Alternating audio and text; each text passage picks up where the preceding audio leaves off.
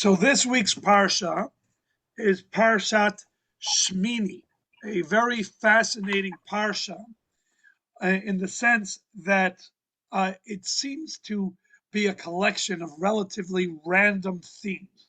And it's going to be our job to see if we can link the themes together, because obviously Hashem is perfect in everything that he does, especially, I don't know how you could be especially perfect. Usually, perfection is kind of an absolute thing.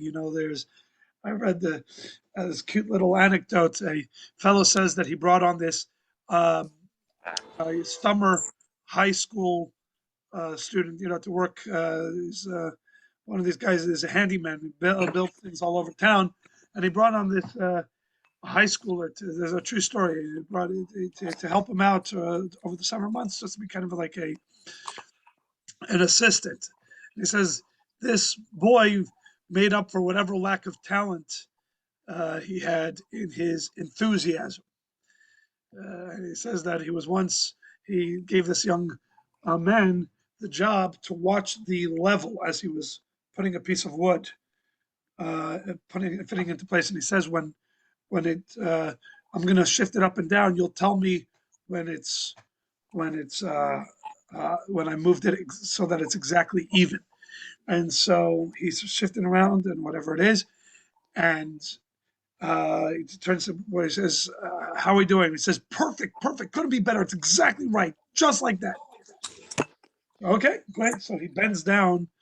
This is to pick up the screw gun.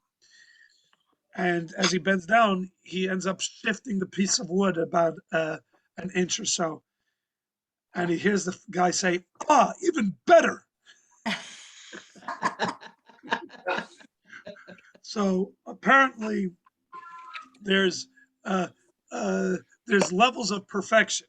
So everything God does is just so, and everything that God does is perfect. And yet, obviously, when we're talking about the Torah itself, the perfection is more apparent, because the Torah is pristine with unveiled God's word and will.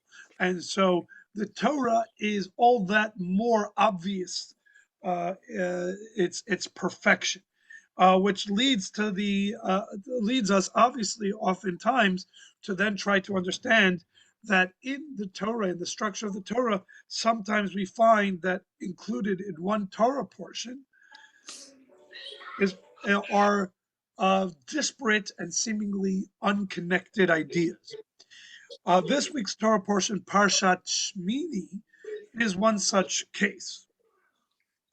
But before we jump into it, we'll point out some interesting non-trivia. There is no such thing as trivia when it comes to Torah. Nothing is trivial. But this week's Parsha, anybody know what the word Shemini means? Eighth. Yeah. Eight. Right? Eight are, as Paula was saying, more exactly eighth, right? The eighth day. Kashmona means 8. Shmini means the 8th of something. In this case, Bayom Hashmini, the 8th day. So here's a fascinating little interesting aspect to this parsha. We know that on average, we read a Torah portion 4 times a week. 4 times. We read it at Mincha of the Shabbat before. We read it on Monday, on Thursday, and then obviously the full Parsha on Shabbat. So we interact with the Torah portion 4 times in any given normal week. Sometimes it's less. It could be 3 times. For example, a Torah portion gets a Monday or Thursday reading gets bumped out for a Rosh Chodesh reading, right? And then we'll only have read it 3 times. Sometimes it's even less than 3 because, for example, Shabbat Parshat Bereshit could be that we'll only read it once, because if Simchat Torah, when we finish the Torah the last book of the Torah, the last Parsha of the Torah, Zota Bracha, that could fall out on a Friday, right? We could Simchat Torah could fall on a Friday. That Shabbat will already be reading Bereshit, which will mean that we'll only interact with Bereshit once, right? Straight into the Shabbos. So there are the average week we read a Torah portion 4 times. We'll interact with the Torah portion 4 times. Again, the Mincha before, of the Shabbos before, Monday, Thursday, and then Shabbos, the whole part. Anybody want to guess what is the maximum that the calendar will allow, or the way a calendar could fall out? What is the maximum time you'll read at least the first Aliyah of a Torah portion in any given year? I'm going to guess 6. So Wallace says 6. And I'll give you the kind of way that it could possibly happen. It's when you you're anticipating reading a certain Torah portion. So you read it by the mincha of the week before, Monday, Thursday, but then comes a holiday and it bumps it out. And you read, instead of reading the regular order of the Torah portion, you read some special reading for the holiday. So if the holiday falls out on Shabbat, so instead of Shabbat being that Torah portion, you end up reading something about the holiday. And then you end up coming back to reading it Monday, Thursday, and then finally, whichever Shabbat comes, you get to read that Torah portion. So the answer, by the way, is not 6. That's not the maximum that you can interact with a Torah portion. Anybody know? 8. 8. Anybody want to guess what is the only Torah portion possible that could be read 8 times? Possible. Pinchas? No? Okay, I give up. Pinchas, because we read on Rosh Chodesh, etc., etc. Right. But one where you're reading it in anticipation of the regular order. It's not a special reading. It's just that you're reading the Monday, Thursday, and the Shabbos by Mincha readings in anticipation, and then it keeps on getting bumped out for a holiday reading. The answer is the only. Go ahead, Jerry. Shemini. The Parsha that means 8 is the Parsha that gets read, is the only Parsha in the Torah that is possible to read for the maximum amount of times 8. And the Talmud actually has a very interesting way of memorializing or commemorating this unique happenstance. It says Shmini, Shmona, Shmena. Shmini, Shmona, Shmena. Shmini at 8 is when it's at its fullest or its fattest. Shamein also means fat. So Shmini at its fattest is read 8 times. So, and it's interesting because there's no other Torah portion any year or any circumstance that could ever get read 8 times except Shmini. Which holiday wreaks havoc with the regular schedule and keeps on bumping out Shmini? Anybody want to guess? The question, Rabbi? Pesach. Because Shemini gets read at this time of the year. This being a leap year has us about a month out from Parshat Shmini. But in a regular year, Parshat Shmini would get read in and around Pesach. So what's the scenario? Scenario is you have the Parshat before Parshat Shmini, last week's Parsha, Parshat Tzav, right? Shabbat, Parshat Tzav. Mincha of Shabbos, Parshat Tzav, read Shmini for the first time, right? Right. Then Monday and Thursday, you're reading Shmini again, 3 times, right? And you're all ready to read it on Shabbos, but guess what? Shabbos is Pesach. So it gets bumped out. And you read a special Pesach reading. But Mincha of that Shabbos, you're going to read Shmini again.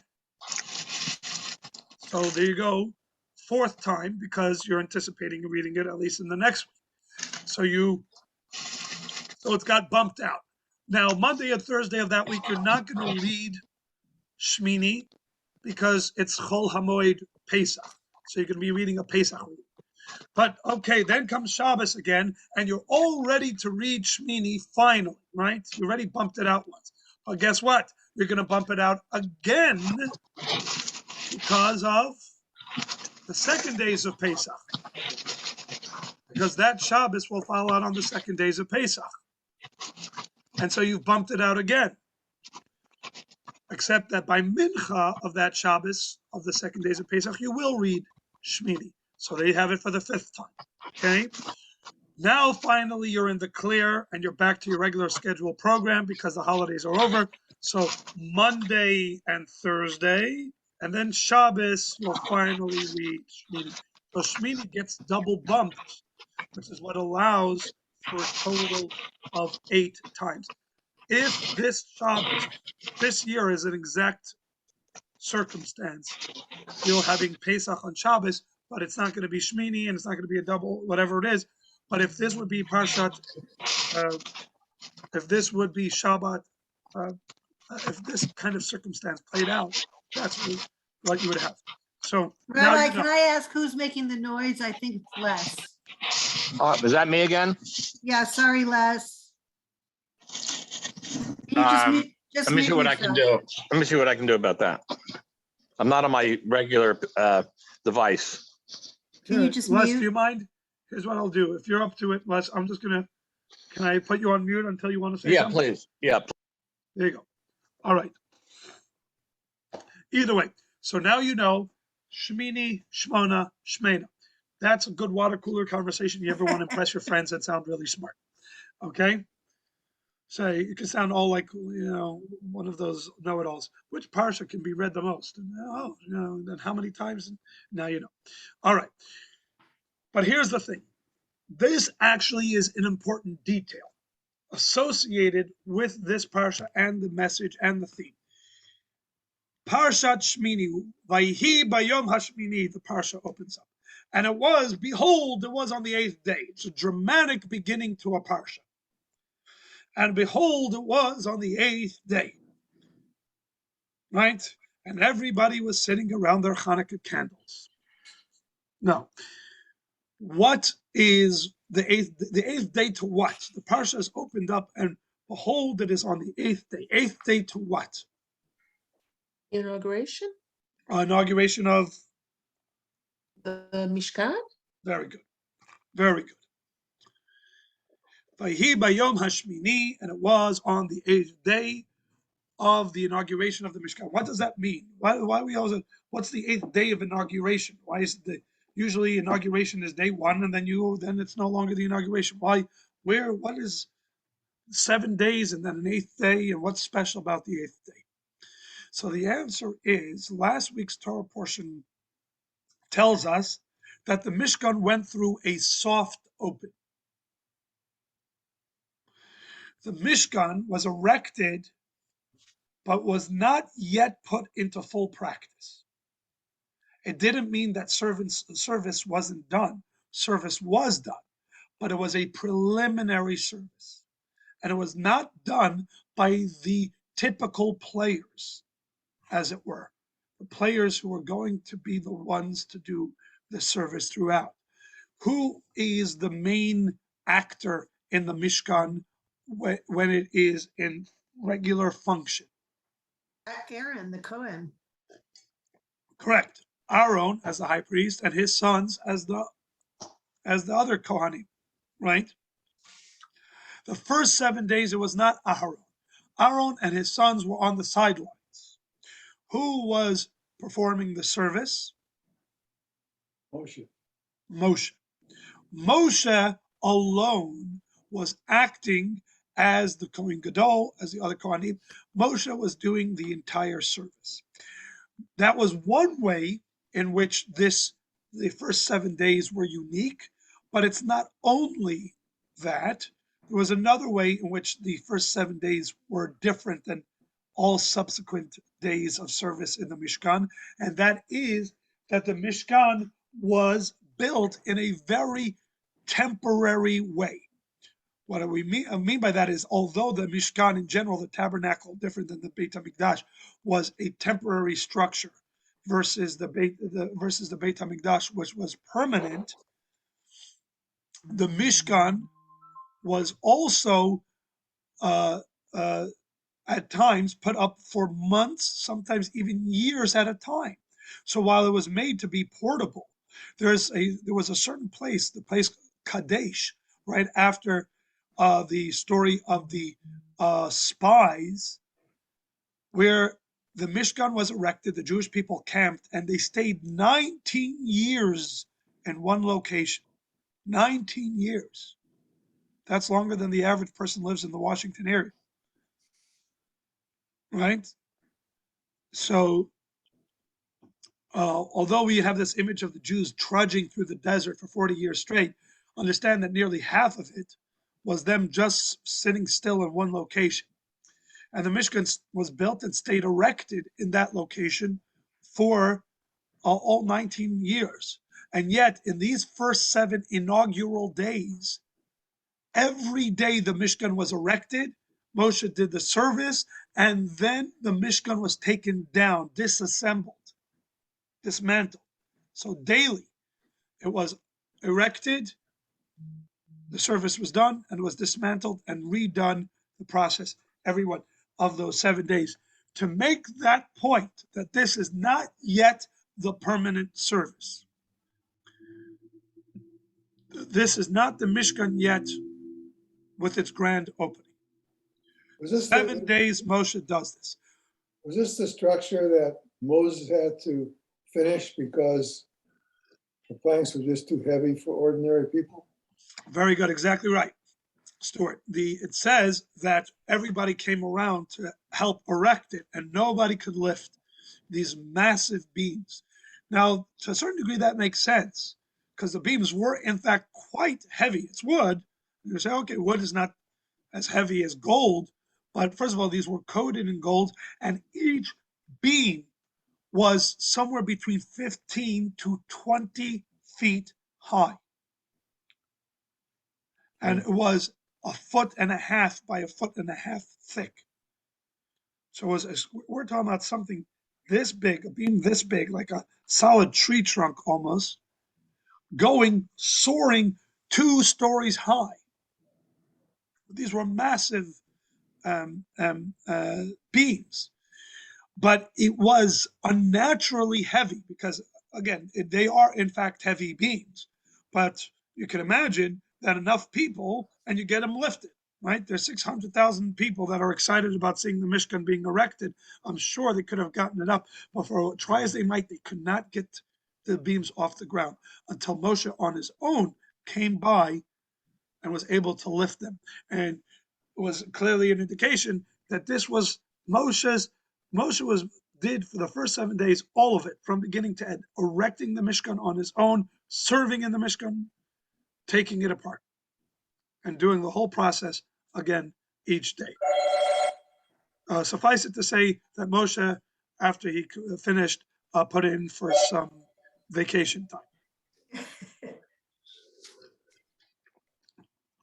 But here is an interesting thing.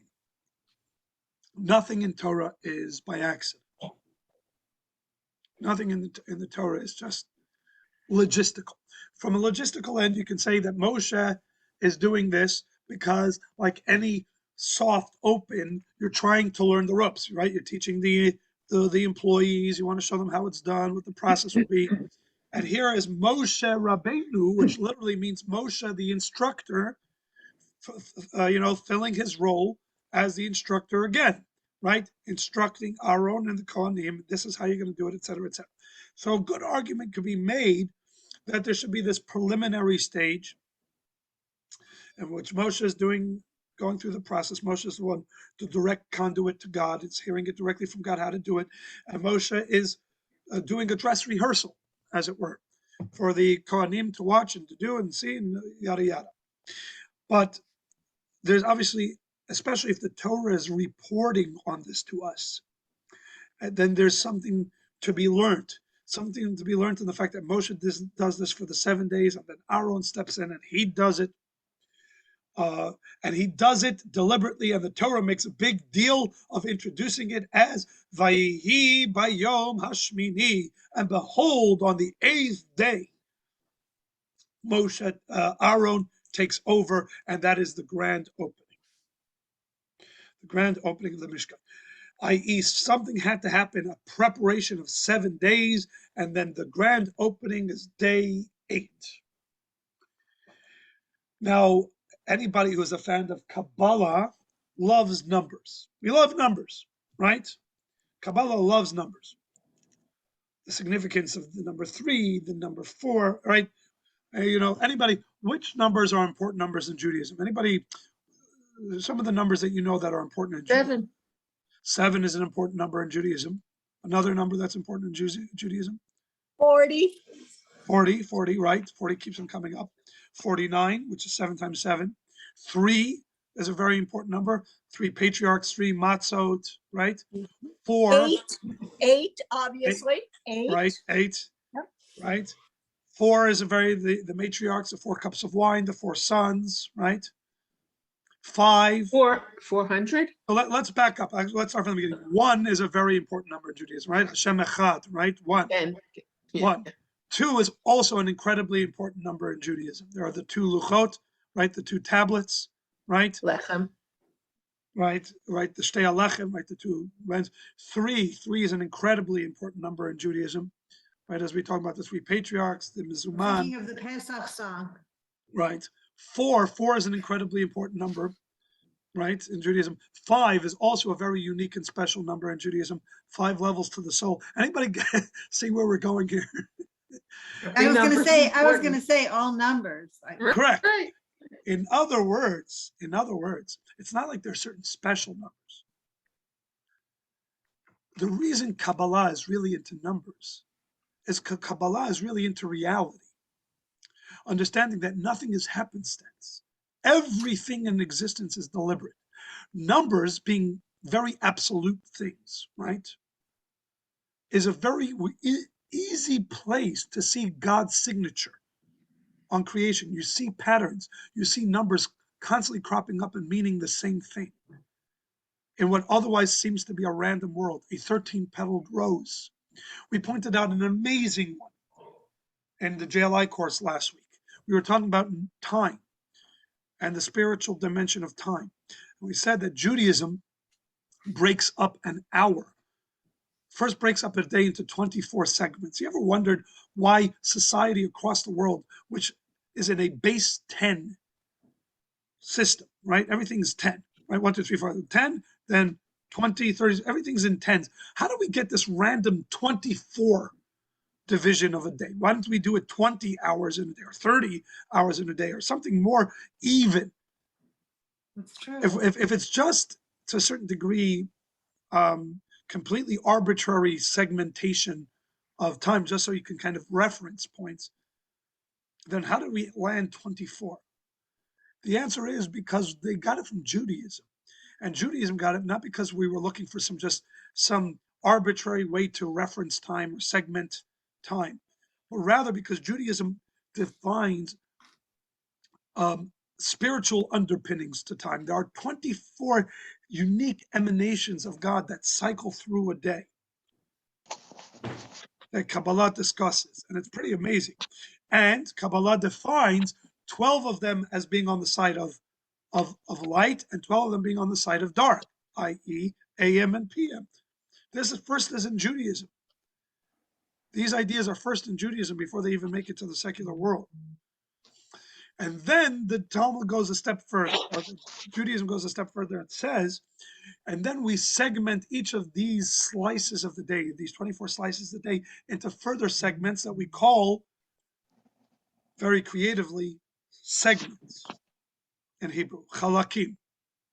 Anybody want to guess how many chalakim are in a hour in these 24 section? In this 24 section, the answer is not a number you would just guess. 1,080. 1,080. Why? Because there are 1,080 permutations of God's four-letter name Yud Kei Vav Kei. And each moment is a unique permutation of that name. Every moment is a unique expression and influx of divine energy. This is what Kabbalah tells us thousands of years ago. Every moment has a unique influx of divine energy that is one particular permutation of God's name.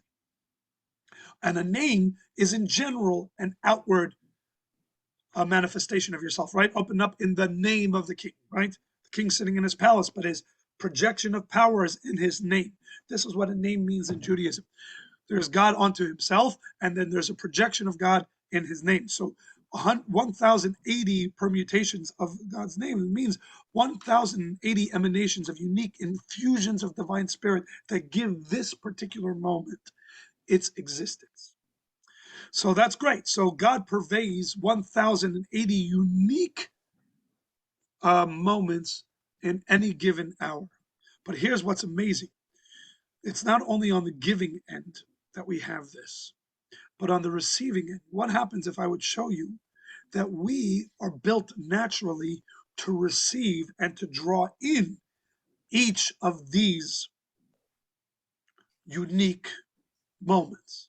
If it's built into our system to actually draw in each one of these unique moments.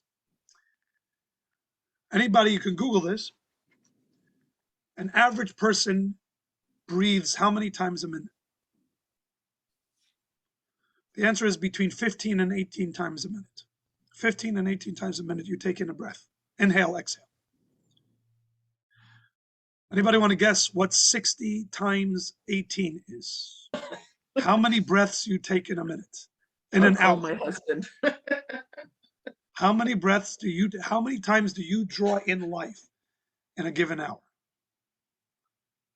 1,080. Isn't that amazing? God brings new life into the world 1,080 times an hour, and you draw in divine energy, draw in the breath of life. Rabbi, I wanted to say something about 1,008. Lois, you just froze on us. Lois, you Clear- froze. And one of them Clearly, was what you were about to say was 1,008. going to be Start beyond over, our- Lois. I'm sorry, start over? Okay. Yeah.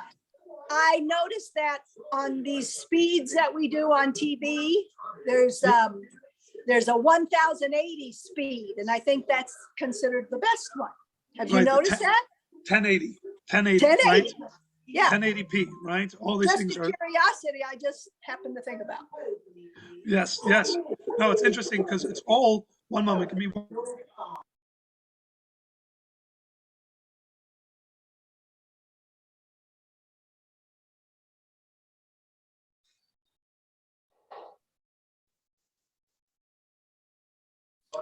Just FYI, while Rabbi's on the phone, I have my little grandson here, so I have to mute because he's watching his cartoons. So that's why I go Okay. back and forth. Here I So- go. Bye-bye. I'm back. So anyway, so we see that that numbers are not random. This is all to make a very important point. Numbers are not random. Every number is significant and important because every number is a unique expression. It's a unique characteristic. And I'll give you a sense, and you can already plug this into Pesach. The number 3 is initiation. And the number 4 is completion. Number 3 is initiation. The number 4 is completion. Number 3 is initiation. You have two things that produce another, right? 1, 2, and then a third. And that initiation, right? A man, a woman, and their offspring. Initiation, right? 3 is the number that indicates initiation. A lot of times in Judaism, when you're starting something, you'll see the number 3. And the number 4 is completion,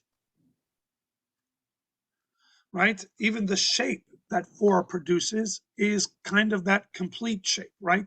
In fact, what do we say when somebody's kind of just is not not creative, is not willing to kind of leave a very kind of Call them a defined- square. We call them square, right? Square is that kind of, it's nice, it's complete, it's whatever it is. There's no thrust into the unknown. Kind of But we also say someone's squared away, which means they're complete. up, they've got it, They're complete, right? So the number 3 is initiation. Number 4, think about the Seder. How many matzahs do you have? The story starts with affliction. How many matzahs? 3. 3. The story ends with salvation. How many cups of wine of redemption do you drink? 4. In a relationship, in producing children, who initiates? Who produces? Who provides the first drop that initiates? The man. Who completes the process? The woman. How many patriarchs? 3. 4. How many matriarchs? Right. 4. 3. And so you see this number. These are the kind of patterns in existence that makes a Kabbalist very into numbers, because they could start, they see these absolute numbers and patterns, and it's obvious to them that this is not random, that the world is not random. When you see numbers keeping coming up and they keep on meaning the same thing, is an indication that this world is engineered and not random. So, 2 numbers that come up in last week's Parsha and this week's Parsha, the number 7 and the number 8. Numbers that appear multiple times throughout Judaism. The contrast between 7 and the number beyond 7, the number 8. And as they are typically, so are they in this instance. The number 7 connotes something, and then Vayihi Bayom Hashmini, and behold, on the 8th day. Anybody know what the number 7 generally connotes?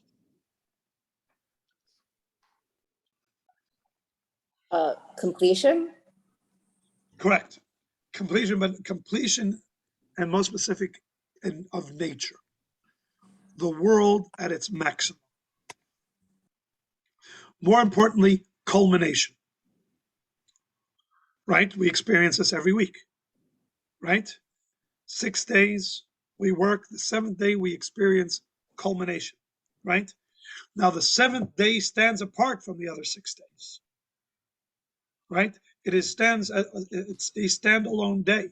6 days a week is, and then Shabbat. Right? 6 days a week is creation, and on the 7th day is the transcendental day. Right?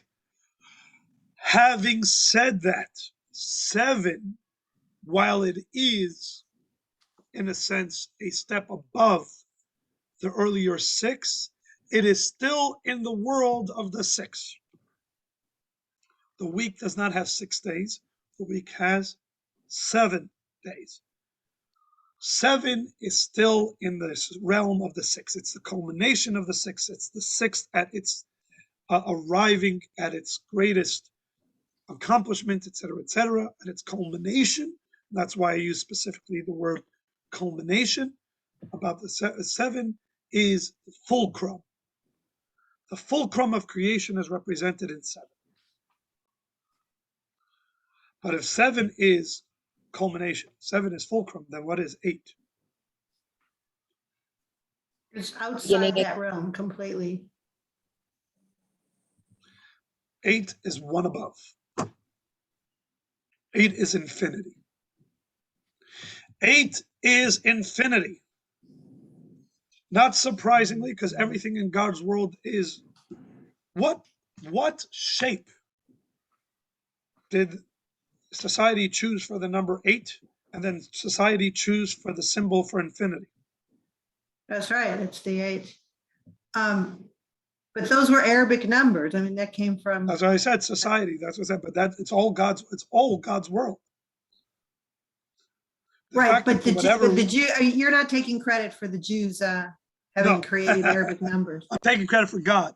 Whenever I take credit for the Jews, the Jews doing something, it's not really us either, right? It's all we're just the adherents to God's particular plan. So it's not like we were somehow brilliant, and millennia ahead of our, ahead of ours, but really we're just following in God's particular plan, and that is why we are sometimes completely beyond time and space. I want to, by the way, give you an indication of when else we do that.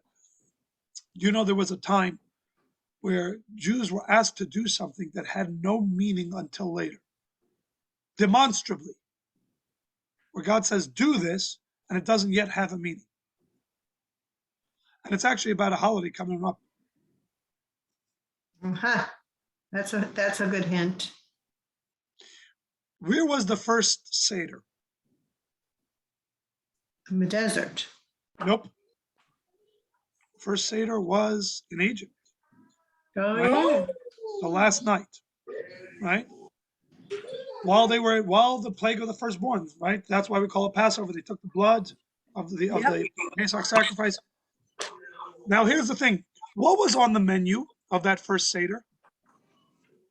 Matzah. No, not matzah. The lamb. Well, Lamb. The lamb.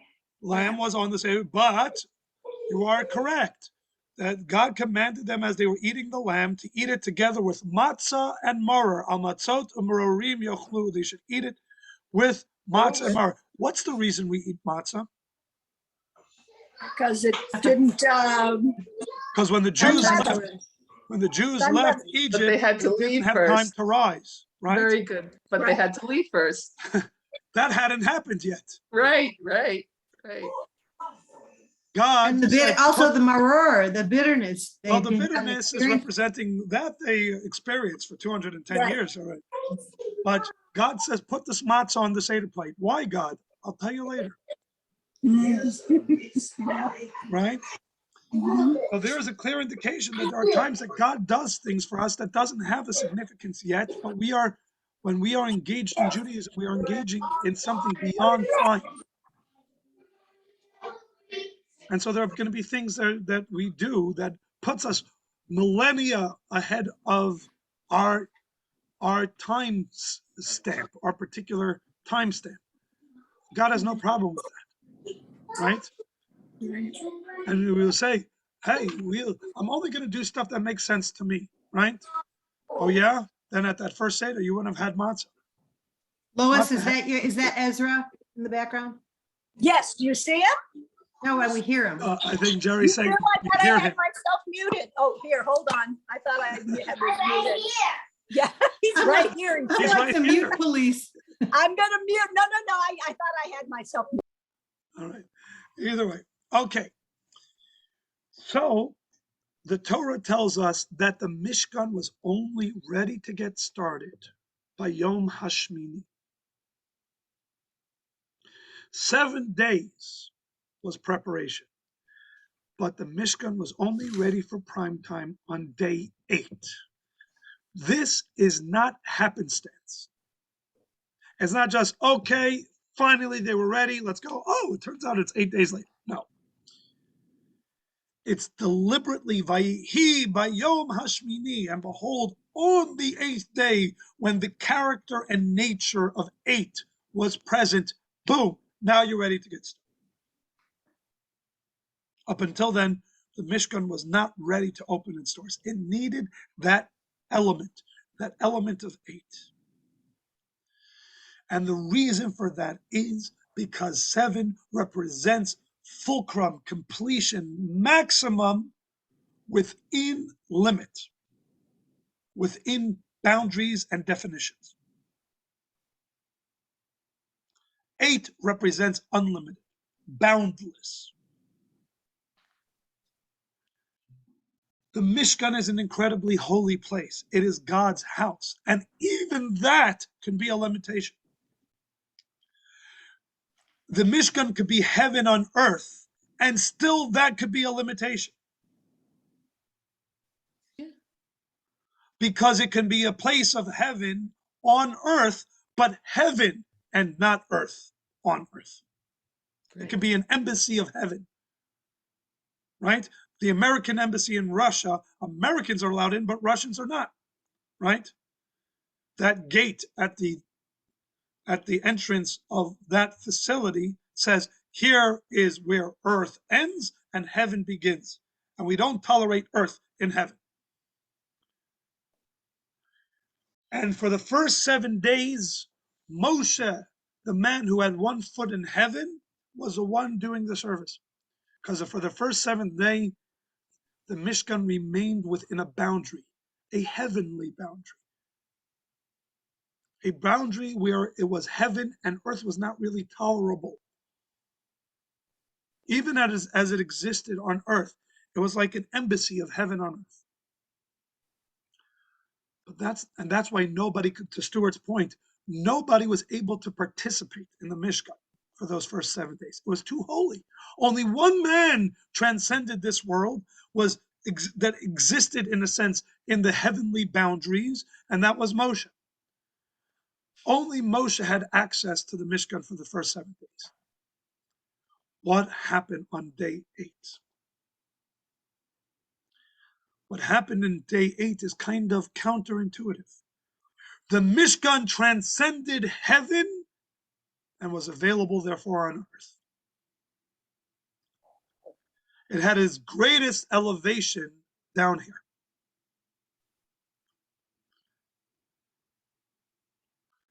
It left the boundaries of being just heavenly, and it became a place where even those of earth and those of physicality and those of materiality, those us basically, could engage in it.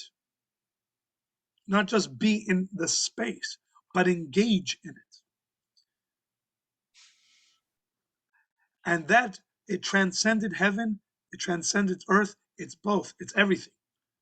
It can do, it's equal access.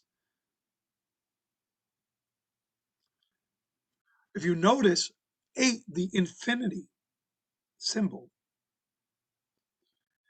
is not one big circle. It is a double circle. In other words,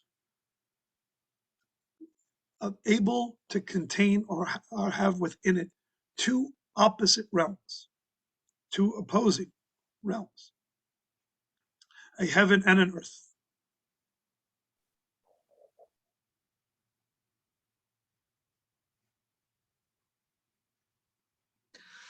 But there are all of these instructions for how to construct very specific instructions for how to construct these constraints that make up the Mishkan. I'm not getting infinity there. Okay, here you're going to have to go with me on a really deep Kabbalistic dive. Okay? I'm scared. Are you 40 years old, Paula? Way over. Thanks, You have Jerry. to be careful. She's way over. She's 42.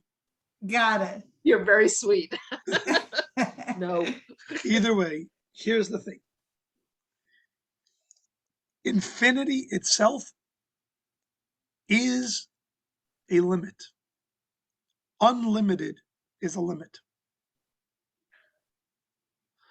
Unlimited is a limit. Because how does the word infinite and unlimited begin? What is the prefix to both of those? Not. Right? In, not. The second you define a not on anything, you have just defined a limit. It is this and not that. That right there is a limit.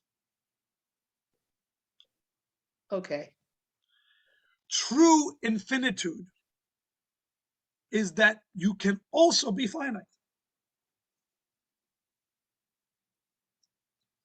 I'm not limited to unlimitedness. I don't have a problem with instructions. I can be as unlimited, and this is, again, you have to go with me here. This is going to be more theoretical than actual. If the more you try to think about this, your mind's going to explode. But go with me in the theoretical math. I'm in the mood to have my mind exploded. Right. But this, by the way, these are the deep delvings that led to those 4 that entered Paradise and only Yes. 1 came out healthy. Crazy. This is because they were pushing this to the limits of their mind, and only one of them did not cross beyond the limits of his mind, and was only therefore. How many went into the Pardes? Arba, 4 entered Paradise. One Eva came died. out fine.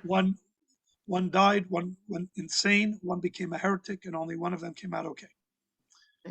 Akiva. Rabbi Akiva, Right. correct. But here is a simple paradox. Would be a limitation. Would be something stuck in the realm of unlimitedness. It doesn't make sense. It doesn't exist in our world, right? A paradox within paradox means it doesn't even remain in the boundaries of paradox. Let me explain to you where, and this played out in front of all eyes, manifest to everybody in the Mishkan. The Mishkan was 8, was not 7 of earth, was not the fulcrum of earth definition or the fulcrum of heaven definition. It transcended both. It was able to be both equally because it was not limited to either. It was not limited to finite. It was not limited to infinite. It was finite and infinite simultaneously. And where did that play out? And here again, give me your minds so I can play with them. So I can play with them right now. Okay. Creation? No. In the Mishkan, behind the curtain of the Holy of Holies, Right. there was a manifestation of a paradox of paradoxes. And let me explain. The Aron HaKodesh, the Ark of the Covenant, was 1.5 cubits deep. Right. I don't mean deep this way, but length, Yeah. depth, right? Like a bookcase, okay? Like a box. You have its width and its depth, okay? That means from the back wall to it, right? Then its space. Anybody know the dimensions of the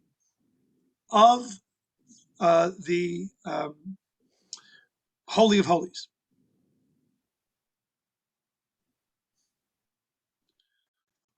It was 10 cubits by 10 cubits. So 10 by 10, okay? Remember that number, 10 by 10.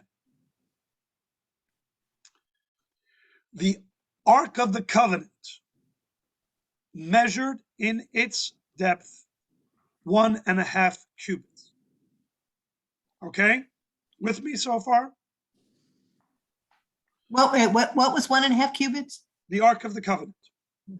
The holiest object in existence, the holiest physical object, the Ark of the Covenant, was 1.5 cubits deep.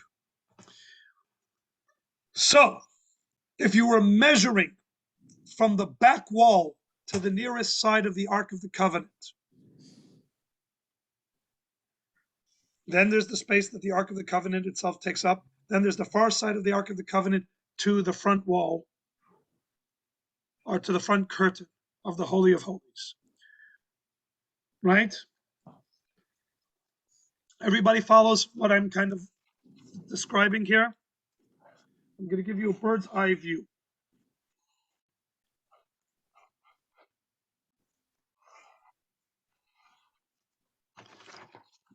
Everybody sees this picture? So this box here is a bird's eye view of the Ark of the Holy of Holies. Holy of Holies. Right here, that is the Ark of the Covenant, and here you see the poles, the carrying poles. Okay, the carrying poles were exactly 10 cubits. Okay, 10 cubits long, and that's why they went from the back wall to the front wall. Got it? Mhm. Everybody with me Yeah. so far? Yeah.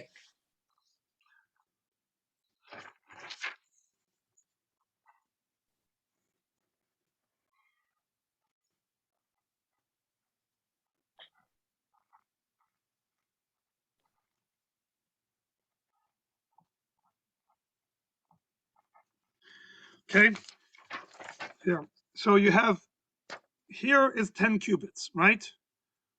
From here to here, 10 cubits. The depth of the Ark of the Covenant itself, 1.5. 1.5. Right. So how much space from here to here, if they measure from here to here and here to here, how much space? Who's good at math? This space. You see, what I am doing is so much divine revelation, the light is just shining too strongly. Come on. Very bad It's light. in my eyes. 8.5. So 8.5, so you would divide that in half, right? Right. So there'll be 4 and a 4.25, 4.25, and 4.25, right? 4.25 right here. You with me? Yes. Yeah. That's what it should be. Anybody know how much, when they measured from here to here, how much did they get? I would say 8. They got 5. Oh, 5. Oh, because 5 and 5 is 10. 5 till here, 5 till here, at the It's 10. same time that this was 1.5. At the same time that the Ark of the Covenant was taking up space in the material world, it was not taking up space. Mm. Simultaneously. It's not like there was no measurement. There was a measurement. There was a defined measurement. It was taking up space. It existed in the physics of this world.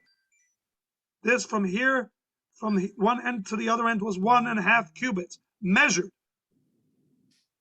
And yet when they measured from here to here, it took up no space. The full 5 cubits. Makom ha'aron eino min hamidah. The space of the ark did not take up space. The space of the ark did not take up space. If it had not existed in the spatial plane, in the spatial dimension whatsoever, if there was no way that they measured it, if they were measuring from one end to the other and it was 0, that would be one paradox. That would be that this thing doesn't exist in our realm. It's beyond our realm. It's unlimited. It is beyond our realm. No, it had measurements. It exists in our realm and in the measurements and confines of our realm. It was 1.5 cubits by 2.5 cubits by 2.5 cubits high. It had dimension in our spatial realm, and simultaneously it didn't. A paradox within a paradox. It was not limited to a paradox. What's the point of that? Because it's making a very important point. This Mishkan is not the embassy of heaven down here on earth, which would mean that this is a place in existence that is heaven and not earth. This Mishkan transcended that. It transcended heaven. It was able to be both earth and heaven simultaneously. It is a place where human beings and God were able to interact directly.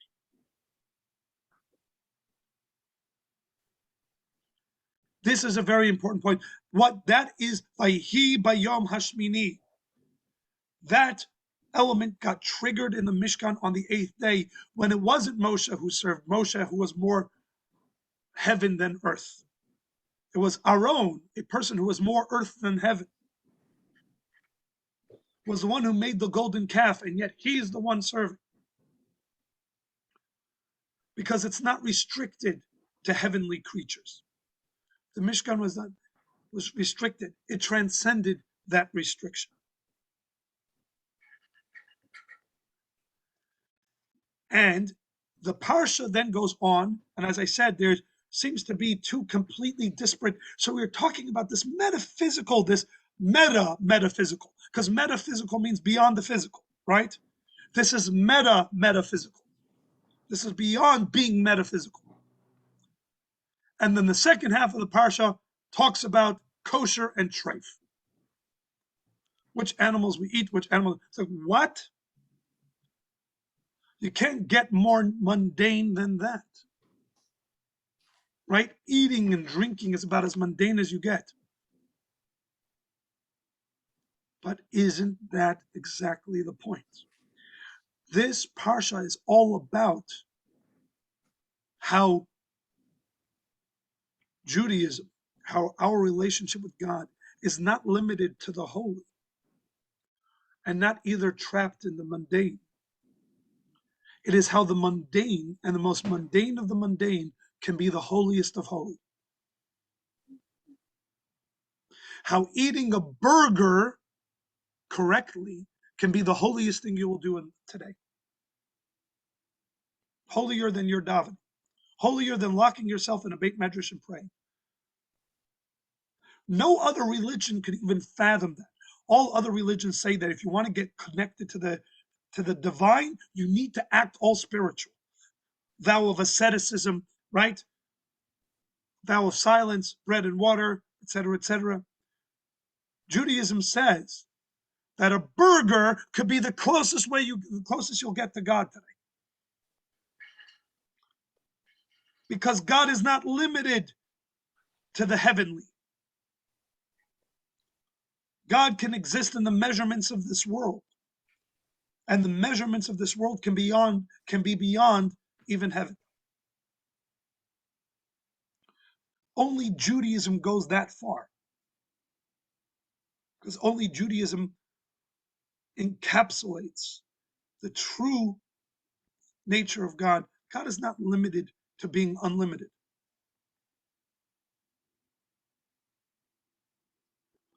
God can be just as much in that burger as he is in that Sefer Torah.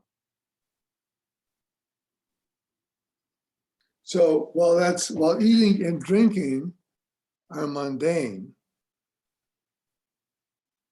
the prohibitions and prescriptions are holy because there's no reason given and it demands your blind faith. Correct. Sukim. So when you are not mixing milk and meat, you right then are blending the most mundane of things, eating, right? Eating, consuming is something even amoeba do, right? Even single cell organisms do. Forget, right? The lowest of the most mundane thing is consuming. And yet you do it with the highest level of faith, not reason, beyond your reason, right? Why am I not mixing milk and meat? Simply because God said so. So in this eating of this burger and the fact that it's a burger and not a cheeseburger, yeah. But it's this, in everything we do, though, right? say again, Carrie? It's in everything we in everything we do. It's Hashem is involved. Correct. Like literally everything we do. Right. And that's the tone Even- set by this parsha. It's not unique to kosher, but kosher is a visceral personification of this idea that God is not limited to the Beit Knesset. Right. Like even in the bedroom, people used to make a bracha, right? Correct. That's the point. Judaism is the only religion that fathoms this, the truest transcendental quality about God, that God doesn't just transcend the physical, God transcends the spiritual. God is not limited to the spiritual. God could be in your burger with your ketchup and your mustard. God is the spiritual. God is, but more than the spiritual, he's even the physical. All religions acknowledge that God is beyond the physical. How many other religions will acknowledge that God is beyond the spiritual? That the spiritual, that the sky is not the limit, right? What lies beyond the spiritual? The divine. The metaphysical. No, spiritual is the metaphysical. This is metaphysical. Judaism quantum says physics there's the parts we physical, don't know about yet. there's the physical, there's the spiritual. The spiritual which is decidedly not physical, i.e. a limit and boundary. There's limit, there's unlimited, which is decidedly not limited, which that means that is a boundary, that is a limit in and of itself. And then there is God. This physical, spiritual, divine. And divine is not limited not to the physical and not to the spiritual. The spiritual is not inherently more godly than the physical. And that is, in fact, our job on this world. Our job in this world is to discover God, not in the Beit Knesset, but to discover God in your burger. To not just interface with God in your holy moments, quote unquote, but interface with God in your most mundane moments. God is not limited to your holy places. God is not limited to your holy times. God is not only existing in Shabbat and in Shul and on holidays. God exists in your lunch break at the paper mill. And that's the point of this Parsha.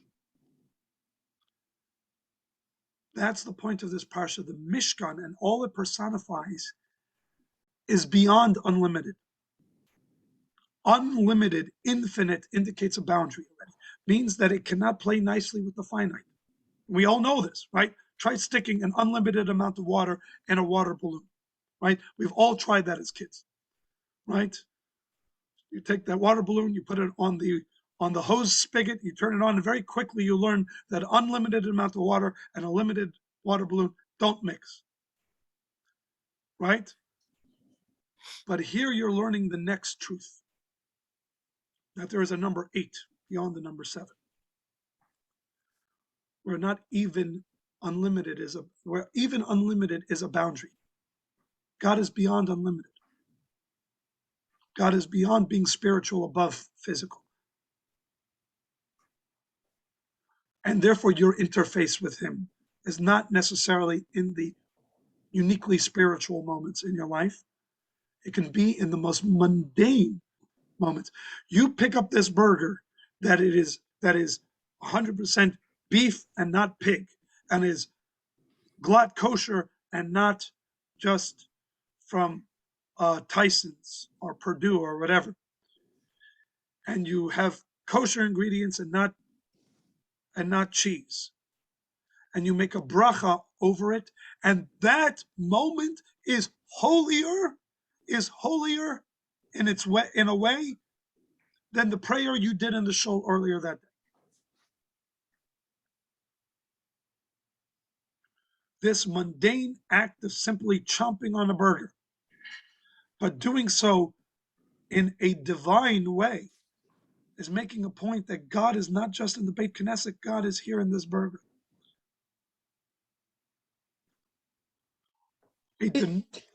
Is there any kind of I'm seeing a connection from something that I couldn't understand before, which was why on earth, why in heaven did Hashem decide in after we had entered the land that we would lose the arrow?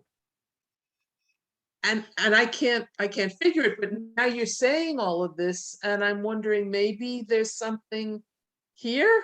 Yep. Maybe there's another reason. There is another reason.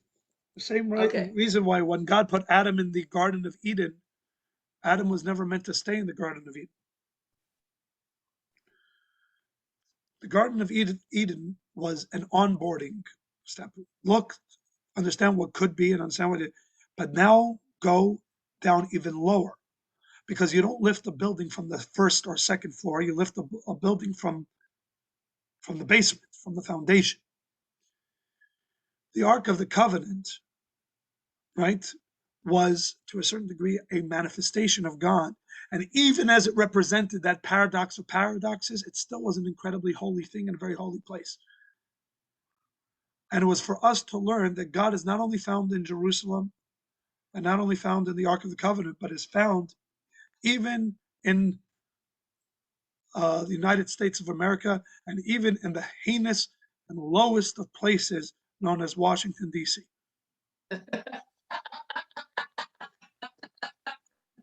I love this guy. Right. But that's the point. we go, and you think it's an accident that Jews have been exiled to all the far-flung corners of the world? This is all God's kingdom. None of it gets written off.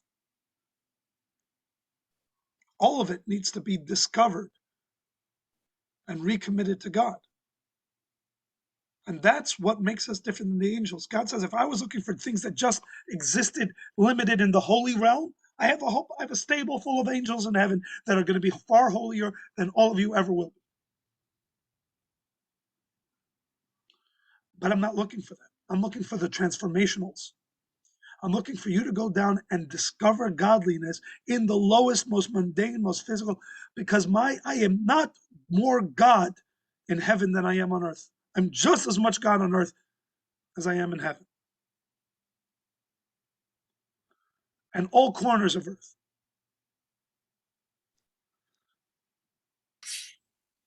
And that is the connection between the beginning of the Parsha and the end of the Parsha. You can be talking about the holiest, most grand moment of the holiest building that was ever erected with the holiest people serving in it, the Kohen Gadol, and the end of the Parsha could be about how you eat your burger, and the message is the exact same. God is in the burger as much as he is in the Holy of Holies.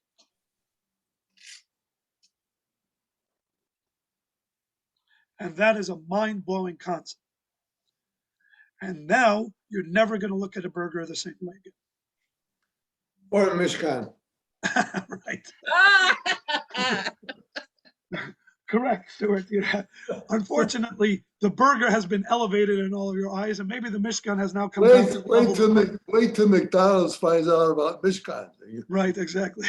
They will adopt Trust me, they the tried to put a burger joint right directly across, right? But the point is, this is the point. And to a certain degree, this is why Mashiach, the concept of Mashiach, it shouldn't be so far-fetched. We're not talking about a world that doesn't exist, some transcendental existence that we've never seen or imagined, whatever it is. Why limit God to transcendental? Mashiach is going to be this world exactly as we know it, just in its perfect form. Nothing in this world is outside of God's purview. You don't write off any of the world and say, in the times of Mashiach, this is not going to exist. Believe it or not, here's an interesting thing that says about the time of Mashiach. Asidin atid chazir lehitaher. When Mashiach comes, pig is going to be kosher. Why not? Why not? A pig is a creation of God. Nowadays, we are still within some boundaries and limits. We're working towards the time of Mashiach. But when Mashiach comes, and that full-blown, true unlimitedness is going to be manifest, then nothing will be beyond the bounds. So it's not going to be an entirely new world. It's going to be this world perfected. And we're already getting echoes of this.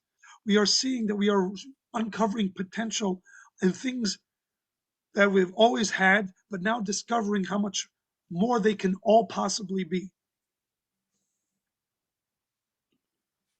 That's what the entire effort in terms of Mashiach is to bring the world to its truest potential, the way it always was meant to be.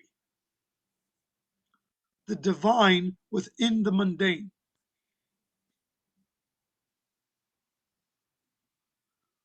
The divine within the mundane. All right, everybody? Okay. Oh, is that all? That's it. Boom. Right. Thanks, Rabbi. Shabbat shalom. Okay, bye. Shabbat shalom. Your marching orders. Thank Your you. marching orders is to go out and discover this. Go make yourself the most divine burger you can. My Howie will biggest be happy. downfall. No, but the truth is, Thank you. the point is really to sum it up.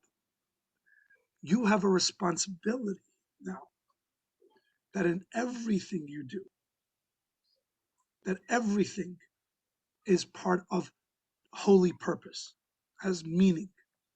It's not like, yeah, I do my holy thing and then I get back to my life. You are then defining a boundary to God. There isn't your godly activities and your non-godly activities. Somehow find a way of whatever you're doing, down to eating, drinking, and sleeping. All of it has the potential and therefore the necessity to be imbued with a divine presence. You don't have to be a rabbi. You just need to eat with a bracha and with purpose. It's not that outlandish, and in fact will make your day all that more meaningful. You don't need to be changing the world. You just need to be eating your yogurt with purpose. And make sure it has a nice big fat OU on it, and you made a bracha before it. All right, everybody. Thank you, Rabbi. so Yeah. much. Baruch Hashem, thank This you. is Thank you. wonderful. This is Shabbat wonderful. shalom.